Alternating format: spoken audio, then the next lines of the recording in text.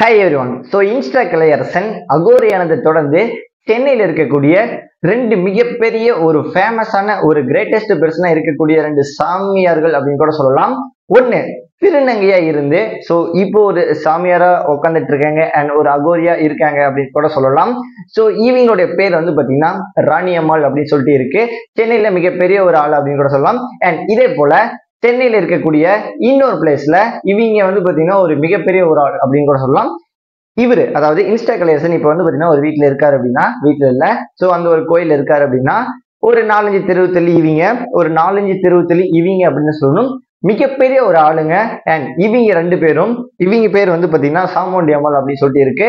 So ரெண்டு பேருமே அம்மாள் அம்மாள் அப்படின்னு தான் வருது. எனிவே இவங்க ரெண்டு பேருமே இன்ஸ்டா கலையரசனை அண்ட் வந்து பாத்தீங்கன்னா அவங்களோட மனைவி இவங்களை பற்றியும் சில நியூஸ் ஆகட்டும், ஏகப்பட்ட நியூஸ் வந்து பார்த்தீங்கன்னா வைரலாக போயிட்டு இருக்கு. பட் ஆனால் டீகோடிங்கான சில விஷயம்லாம் பார்த்தீங்கன்னா மென்ஷன் பண்ணி சொல்லியிருக்காங்க. ஸோ அதெல்லாம் என்னென்ன அண்ட் இது மட்டும் இல்லாம கூடவே இவங்க இன்ஸ்டா கலையரசன் இவங்களும் அண்ட் இவங்களுடைய மனைவியும் ஒரு சேனலுக்கு இன்டர்வியூ கொடுத்துருக்காங்க. அந்த ஒரு இன்டர்வியூல இவங்க ரெண்டு பேர் என்ன சொல்லியிருக்காங்க, அதுக்கு ரிப்ளைவும் நிறையவே பண்ணியிருக்காங்க. ஸோ அதெல்லாம் என்னென்ன அப்படின்னு சொல்லிட்டு நான் உங்ககிட்ட சொல்ல ஆரம்பிக்கிறேன். ஸோ பயங்கர இன்ட்ரெஸ்டிங்கா இருக்க போதுன்னு நினைக்கிறேன். சரி வாங்க வீடியோக்குள்ள போயிடலாம். நான் உங்க informatives IT squad. So first Kalaiyarasan and கலையரசனோட மனைவி. கலையரசன் இவங்களுடைய மனைவிய ஒரு ஆட விட்டு ஒரு ஸ்டேஜ் பர்ஃபார்மன்ஸ்ல ஆகட்டும் அண்ட் ஒரு சாமியார ஆட விட்டு நிறைய சம்பாதிக்கிறாரு அப்படின்னு சொல்லிட்டு இந்த ஒரு சாமுண்டி அம்மாள் அண்ட் வந்து பார்த்தீங்கன்னா மாலைக்கா இவங்க வந்து பார்த்தீங்கன்னா சொன்னதுக்கு ஒரு கேள்வியை பார்த்தீங்கன்னா இவங்க கிட்ட கேட்டிருக்காங்க.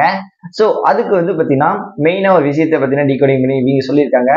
அதாவது இது நாள் வரையுமே நான் வந்து ஸ்டேஜ் ஏறி ஆடினதே கிடையாது. அதாவது ஆடி இருக்கேன். ஸோ 1 or 2 அப்படின்னு கூட சொல்லலாம்.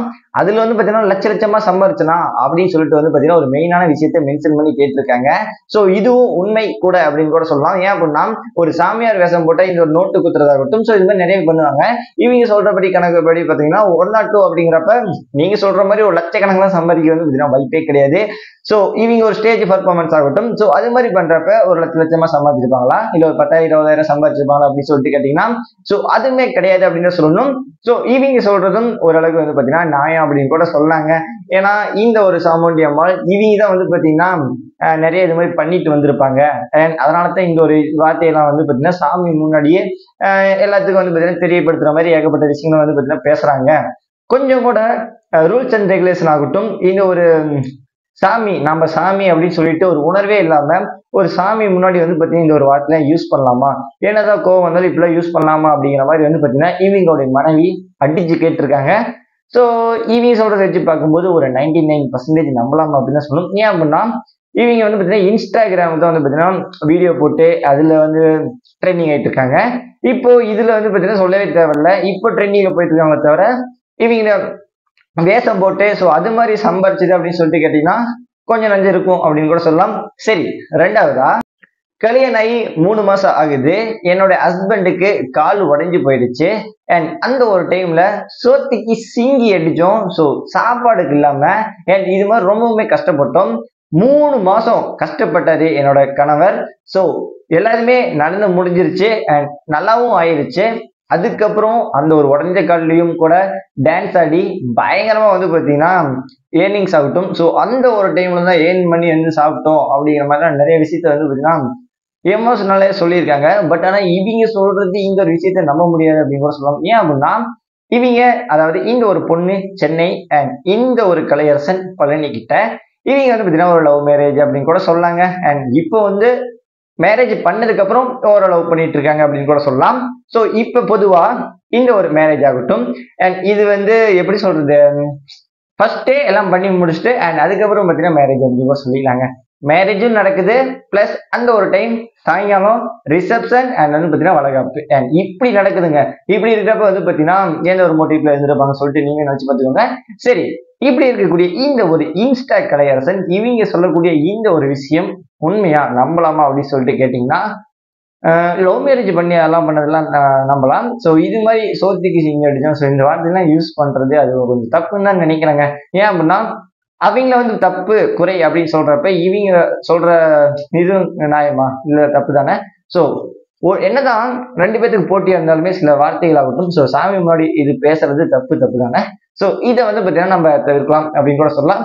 சரி, அடுத்ததா ராணி அம்மாள் திருநங்கையா இருந்து இந்த ஒரு சாமியான ஆனாங்க இல்லையா?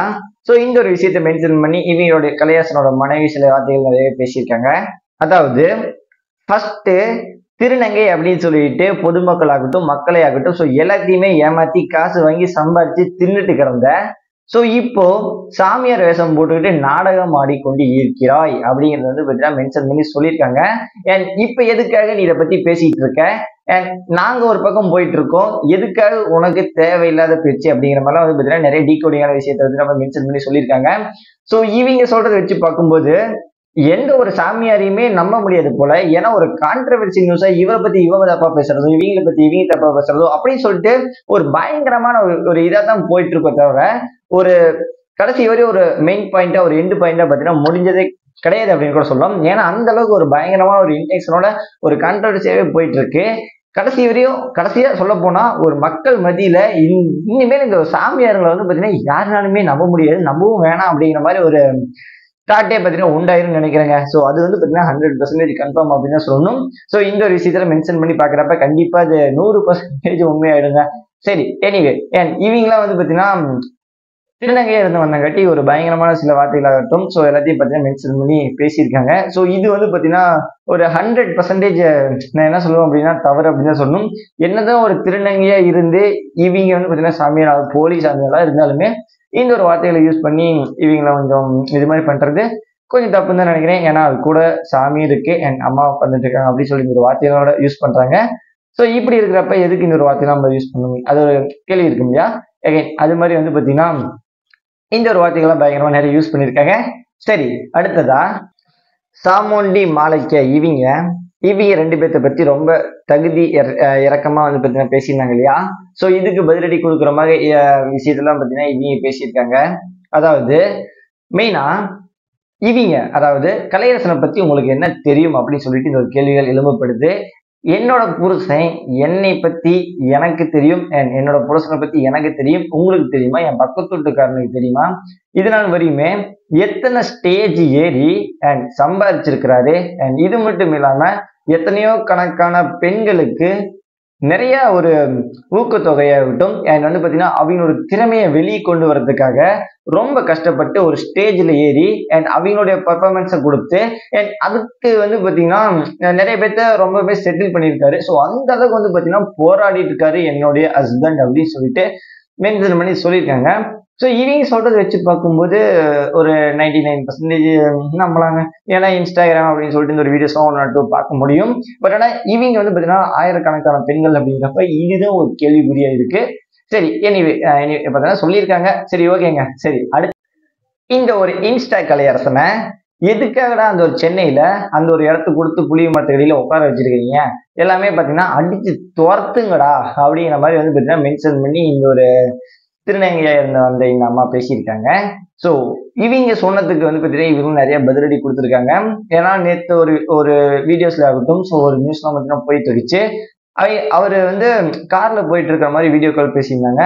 அந்த ஒரு டைம்ல பசங்கள்லாம் நிறைய பேர் துரத்துறாங்க, என்ன அடிக்கிறாங்க, ஏன்னா அதுக்கப்புறம் பார்த்தீங்கன்னா இந்த இடத்துல இருந்து காசிக்கே போயிட்டேன் அப்படிங்கிற மாதிரி வந்து நிறைய வீடியோஸ்லாம் பார்த்தீங்கன்னா ட்ரெண்டிங் ஆகி போயிட்டு இருந்துச்சு. அண்ட் அங்க வந்து காசிக்கு போகல, ஒரு இன்டர்வியூ கொடுக்க வேற இடத்துக்கு போயிருப்பாரு போல. அந்த ஒரு டைம்ல இது வந்து போலீஸ் சாமியார் நீ வந்து பார்த்தீங்கன்னா ஏமாத்திட்டு இருக்கிற அப்படின்னு சொல்லிட்டு நிறைய மக்கள் ஆகட்டும் நிறைய பேர் வந்து பார்த்தீங்கன்னா தலைக்குறைவா பேசி கேவலப்படுத்தி துரத்திட்டு இருக்காங்க. என்னதான் இது ஒரு பக்கம் இருந்தாலுமே இன்னொரு பக்கம் சென்னையில இருக்கக்கூடிய ஏஜ் ஓரளவுக்கு சின்ன பசங்களாகட்டும் பெரிய பசங்களாகட்டும் ஓரளவுக்கு பார்த்தீங்கன்னா சப்போர்ட்டிவ்னஸா இருக்காங்க அப்படிதான் சொல்லணும். ஏன் அப்படின்னா இன்றையுமே ஒரு விஷயத்தை மென்ஷன் பண்ணி சொல்றாங்க, எல்லா சேனலும் வராங்க, எல்லாமே பார்த்தீங்கன்னா இவரை கேவலப்படுத்துறாங்க. ஸோ என்ன பண்ணிட்டாரு அவர் அப்படி? ஸோ இது மாதிரி தெரியாதனமா சொல்லிட்டாரு. ஏன் இவர் மட்டும் அப்படி சொன்னாரா? நிறைய சாமியார் ஆகட்டும் ஸோ எல்லாமே பார்த்தீங்கன்னா போலியே தானே இருக்காங்க, எல்லாரும் இந்த வார்த்தையெல்லாம் சொல்றாங்க. அப்படின்னே மென்ஷன் பண்ணி கேட்க மாட்டீங்க, இவங்க மட்டும் ஏன் மென்ஷன் பண்ணி கேட்குறீங்க அப்படின்னு சொல்லிட்டு சில ஜந்துக்கள் அப்படின்னு கூட சொல்லாங்க. நிறைய பேர் வந்து பார்த்தீங்கன்னா இன்றளவுமே ஒரு கோவத்தோட சுத்திட்டு இருக்காங்க. ஏன்னா ஒரு இன்டர்வியூல பாத்துங்க அடிக்கிற அளவு கூட வந்திருந்தாங்க. ஏன் அப்படி சொல்லிட்டு நினைச்சு பாக்குறப்ப ஒரே ஃப்ரெண்ட்ஸா இருக்குமோ அப்படிங்கிற மாதிரி கூட தோணுது, இல்லைன்னா ஒரே வீதியா இருக்குமோ அப்படின்னு கூட தோணுது. பட் ஆனா அவங்களோட இந்த கோபம் வந்து பாத்தீங்கன்னா நியாயமானது தானே. சரி எனிவே அப்படின்னு கூட சொல்லலாம். ஏன்னா ஒருத்தனை ஓரளவுக்கு வந்து பார்த்தீங்கன்னா பேசலாங்க. ரொம்ப பேசிட்டோம் அப்படின்னா அவனுக்கே ஒரு மாதிரியா இருக்கும், நமக்கும் ஒரு மாதிரியா இருக்கும்ல. ஸோ அந்த ஒரு இதுல மோட்டிவ் சொல்லியிருப்பாங்க போல. சரி எனிவே அடுத்ததா, ஸோ இவங்க 2 பேருமே இன்ஸ்டா கலையரசனை ஒரு வார்த்தையை மென்ஷன் பண்ணி நிறையவே பேசியிருந்தாங்க. அண்ட் இன்ஸ்டா கலையரசன் இதுக்கு என்ன சொல்லியிருக்காரு அப்படின்னா, ஜஸ்ட் ஒரு சாமியார் வேடத்துல இவங்க 2 பேருமே ஆடிட்டு இருக்காங்க. ஒரு ஞானத்தை என்ன நடக்க போகுது அப்படின்னு சொல்லிட்டு பார்த்த உடனே கணிக்க தெரியல. இவங்களாம் எதுக்காக சாமி வேஷம் போட்டுட்டு சுத்திட்டு இருக்காங்க அப்படிங்கிற மாதிரி வந்து பார்த்தீங்கன்னா இந்த ஒரு வார்த்தையை மென்ஷன் பண்ணி சொல்லியிருக்காரு. ஸோ இப்படி நம்ம நினைச்சு பாக்குறப்ப என்னடா இவங்களை கேட்டா அவங்கனாங்க, அவங்க கேட்டா இவங்கிறாங்க. ஸோ மொத்தமா யாரு தாண்டா உண்மை அப்படின்னு சொல்லிட்டு கேட்டீங்கன்னா நான் சொல்றேன் யாருமே உண்மை கிடையாது அப்படின்னு கூட சொல்லலாம். ஸோ எனிவே இப்ப இவங்க இந்த ஒரு கான்ட்ரவர்சி நியூஸ் போயிட்டு இருக்கு இல்லையா. ஸோ இதுக்காக வந்து பார்த்தீங்கன்னா இன்ஸ்டா கலையரசன் ஒரு வார்த்தையை மென்ஷன் பண்ணி சொல்லியிருக்காரு. பொதுமக்களுக்காகட்டும் ஸோ எல்லாத்துக்குமே எல்லாருமே தெரியும், அதாவது எல்லாத்துக்கும் எல்லாமே தெரியும், இவங்களை பத்தி இவங்களுக்கு தெரியும், இவங்களை பத்தி இவங்களுக்கு தெரியும் அப்படின்னு சொல்றப்பே தெரியுது எல்லாமே போலி அப்படின்னு சொல்லிட்டு சும்மா நாடகம் ஆடிட்டு இருக்காங்கன்ட்டு. எனிவே இப்படி இருக்கிறப்ப இவங்க 2 பேர்த்தோடைய வரலாறை பத்தி நான் உட்காந்து இந்த ஒரு இடத்துல இருந்தே வந்து பார்த்தீங்கன்னா நான் கணிச்சு சொல்லிடுவேன் அப்படிங்கிற மாதிரி வந்து பார்த்தீங்கன்னா சொல்லியிருக்காங்க. அண்ட் இந்த ஒரு டைம்ல இப்ப சொல்ல முடியுமா அப்படின்னு சொல்லி ஒரு இன்டர்வியூவாளர் கேட்டதுக்கு அவங்க ஒய்ஃப் வந்து பார்த்தீங்கன்னா தவிர்த்துட்டாங்க. அவங்க வாயால அந்த ஒரு குறியை கேட்டா மட்டும்தான் சொல்ல முடியும் அப்படிங்கிற மாதிரி வந்து பார்த்தீங்கன்னா அவங்க தவிர்த்திருக்காங்க. இவங்க தவிர்த்தங்காட்டி வந்து பார்த்தீங்கன்னா இந்த ஒரு கேள்வியாகட்டும் இந்த ஒரு ஆன்சர் சொன்னதாகட்டும் ரொம்ப தடுக்கப்படுது அப்படின்னு கூட சொல்லலாம். ஏன் அப்படின்னா நீங்களே நினைச்சு பாருங்களேன், இவர் சொல்ல வராது இவர் தடுக்கிறாரு அப்படிங்கிறப்ப என்ன 2 பேரும் மாற்றி மாற்றி விளையாண்டுக்கிறீங்களா? ஏன் இது மட்டும் இல்லாம அவங்க என்ன பண்ணிட்டு இருக்காங்க, ஏன் என்னதான் இவங்களை பத்தி இவங்க அப்படி இப்படி மாத்தி மாத்தி ஒரு கான்ட்ரவர்சி நியூஸா போனாலுமே இந்த ஒரு கேள்வி உண்மையானது இல்லையா? ஏன் இவங்க கேட்கிறப்ப எதுக்காக இவங்க தடுக்கணும்? ஏன் இது மாதிரி சொல்றப்ப யோசிக்கிறப்ப அப்படின்னு பாக்குறப்ப இது எதுக்கு பொய் அப்படிங்கிற மாதிரி தானே தோணுது. ஏன் இதே போலதாங்க கிட்டத்தட்ட ஏகப்பட்ட விஷயங்களை மென்ஷன் பண்ணி இவங்க அவங்க அப்படின்னு சொல்லிட்டு மாத்தி மாத்தி தான் வந்து பாத்தீங்கன்னா இன்றளவுமே பேசிட்டு ஒரு இதாவே போயிட்டு இருக்கு. கான்ட்ரவர்சி ரொம்பவுமே அதிகமா போயிட்டு இருக்கு. அண்ட் பயங்கர வைரல் ஆயிட்டாங்க ஒரு வழியா அப்படின்னு கூட சொல்லலாம். இது உண்மையா பொய்யோ அண்ட் இவங்க உண்மையா பொய்யோ சுத்தி சுத்தி வந்து பாத்தீங்கன்னா இந்த ஒரு இன்டர்வியூ மூலியமா வந்து பாத்தீங்கன்னா பயங்கர வைரல் ஆகியிருக்காங்க. சரி எனிவே எப்படியும் நல்லா இருந்தா சரி. பட் ஆனா இந்த ஒரு மக்களை வந்து பாத்தீங்கன்னா துன்படுத்துறது, ஸோ இது மாதிரி வந்து பாத்தீங்கன்னா பயப்படுறதுலாம் பண்ணாம இருந்தா சரி. அண்ட் இது மட்டும் இல்லாம இந்த ஒரு குறி சொல்றதுக்கு வந்து பாத்தீங்கன்னா ஒருத்தருக்கு 501 ரூபாயோ சம்திங் வந்து பாத்தீங்கன்னா வாங்குறாராமா.